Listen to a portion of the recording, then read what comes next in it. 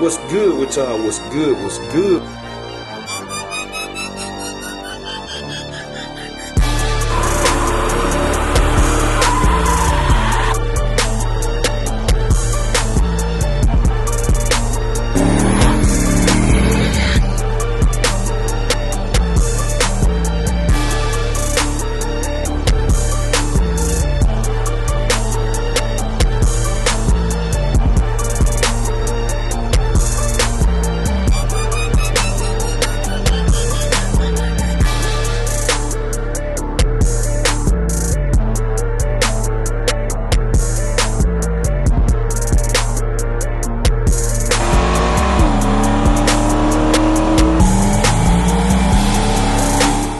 What's good with y'all? What's good? What's good? We tuning in for another video.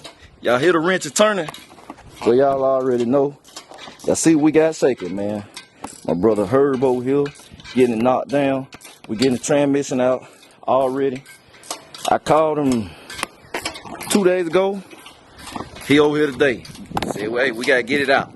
I talked to Hughes yesterday. Hughes Performance. Got him on the phone, sent him the video. They said send it back, we got you. So we're gonna send the converter back. They're gonna cut it back open, do their magic, man, and we shouldn't be blowing through no more.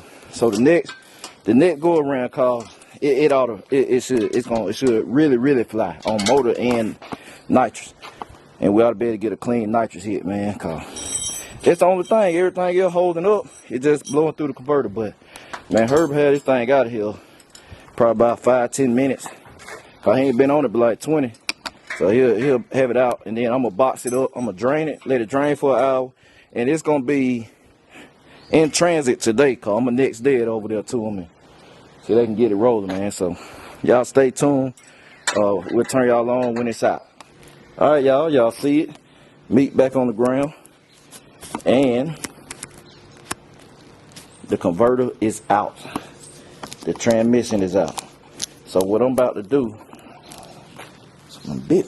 What I'm about to do, I'm finna go ahead and drain this thing out, man. And I'm finna get it by the shipping place right now, today, so I can get it rolling. It'll get in the mail, man. I already got the box, the tape, everything I need to package this joker up, bubble wrap. And then what we about to do, man, I'm gonna cover meat back up, and then we just gonna let them do what they do and wait. But I'm finna get it to them, so y'all, I'm finna get a weight on it too. I might print me a label and stuff. But anyway, y'all stay tuned, man. That's what I'm about to do. I'm about to drain. Then we're going to get it shipped. And then I'm going to turn y'all back on.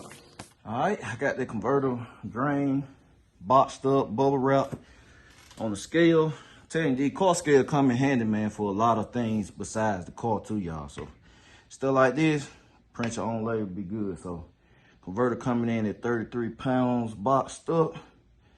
So it's ready to roll. I'm finna print this label and get it by, and we finna get this thing shipped, man. So y'all stay tuned. All right, y'all, I got everything. Got the converter shipped.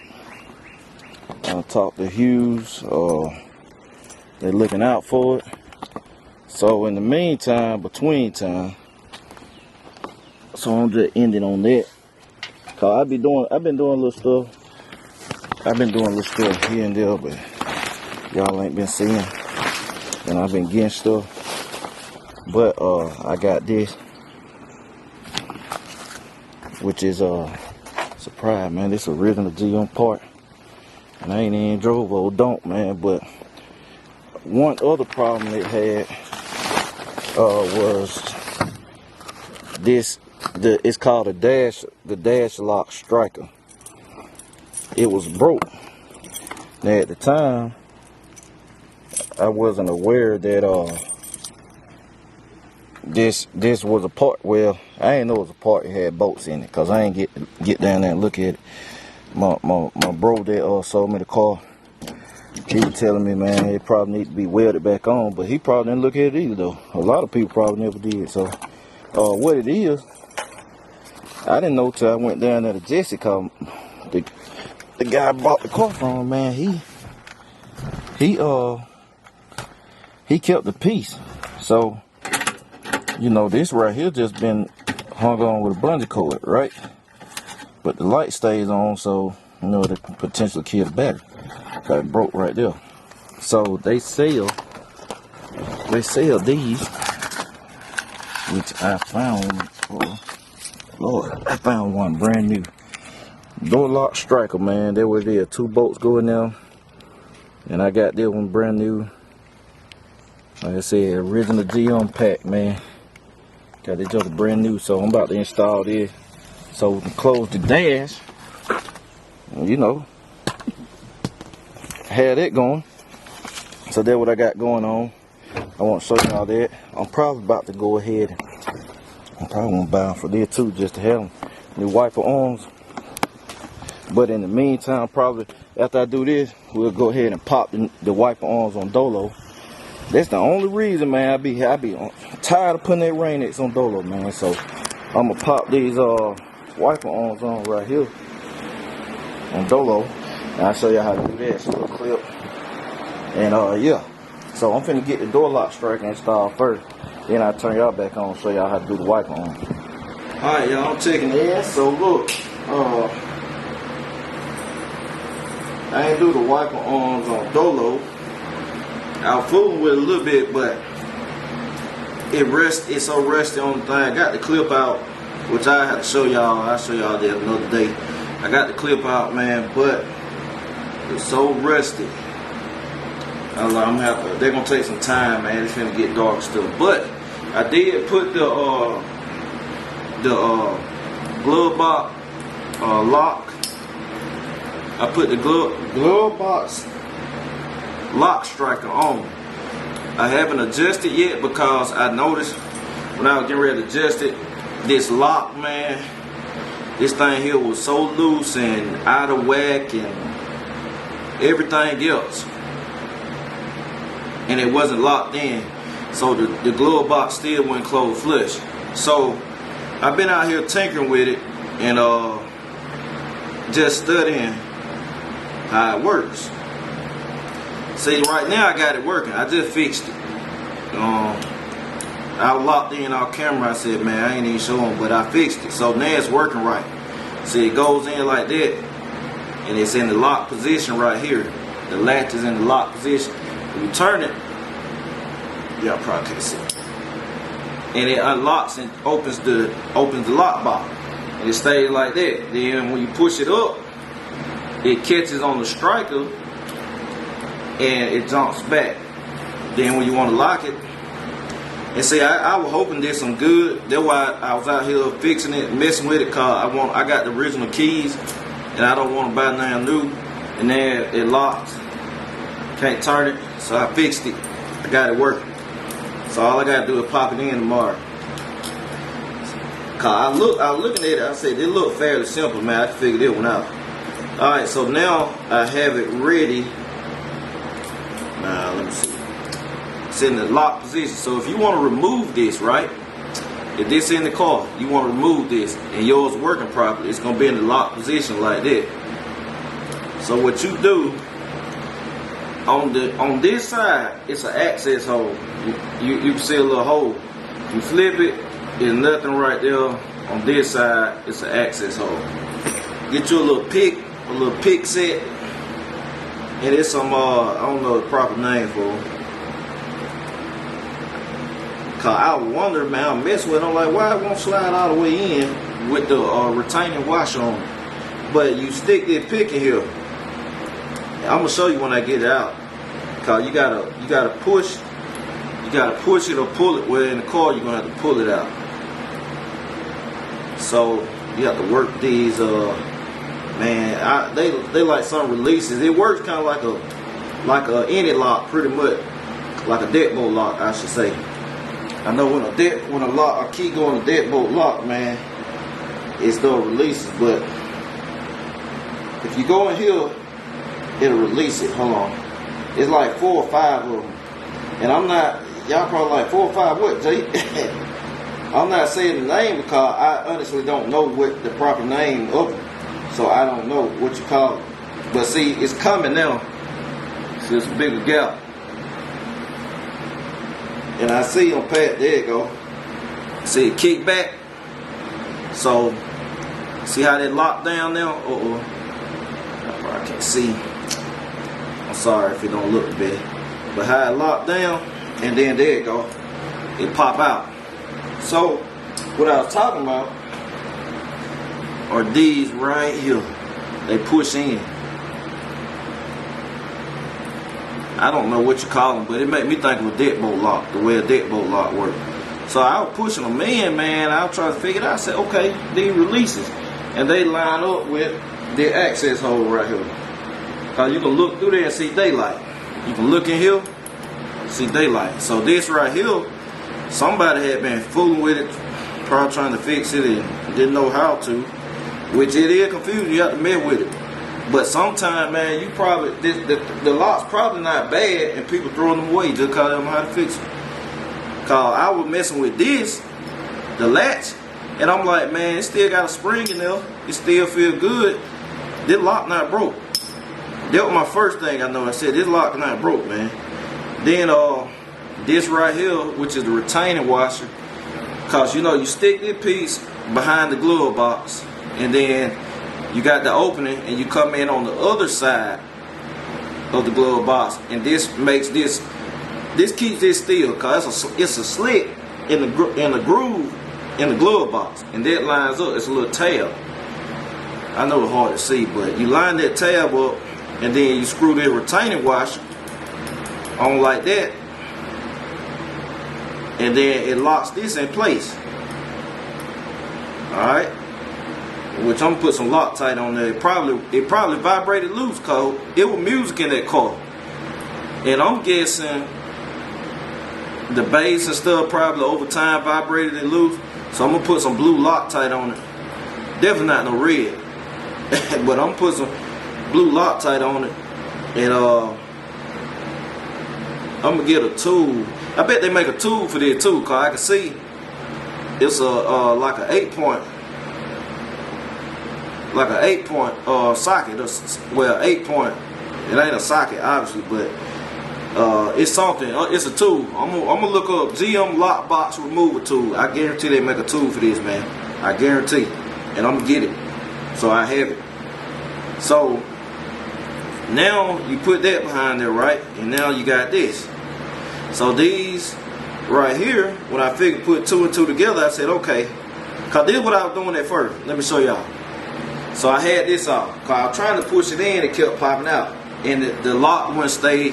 It wouldn't stay up, cause I know when the glove box closed, this gotta stay up in here like this. See it popping out. This gotta stay up because this is what latches to the door, the glove box lock striker, the little piece I just showed y'all. It holds on to it. When you turn this, it releases and drops the glove box. So I was like, okay, that's not staying, but the spring feels so good. It got to work. So I took the wash off. And the first thing I was doing was going in like this. I said, okay, it won't go anymore. So you pull that, it lets it slide in, right? And look at that. Now it stay up in there. And it's turned like it's supposed to be in the car. Then you turn it, kicks out, right? And then you push that up. Push the lock, it jumped back. So this the first part I figured out. I'm like, alright, it's not broke. Now why, when I put the retaining washer, which you got to have this, cause not your lock just be turning around in there. I said, why won't it push all the way in with this? And then when I discovered the access hole. So to get this out, see, you can't turn it. You have to push that, and then it just pulls out. So this is how you fix it. Alright, you take that out. You put that piece in first on the back side of the glove box. Put some blue Loctite on your threads.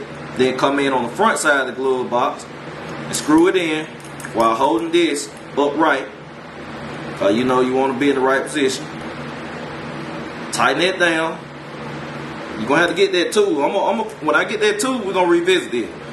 You tighten that down. So now you're in the glove box. You got this part locked in right. So here comes this part. And you got to have your pick, man, or something to go in this little hole right here. I don't know if y'all can see it.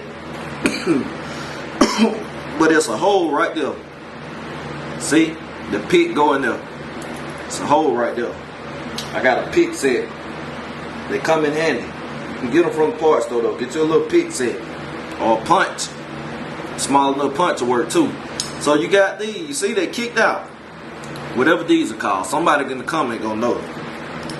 I would like to know the technical name, cause I like to know stuff. I know how to fix it, but I won't know what it called. So let's see.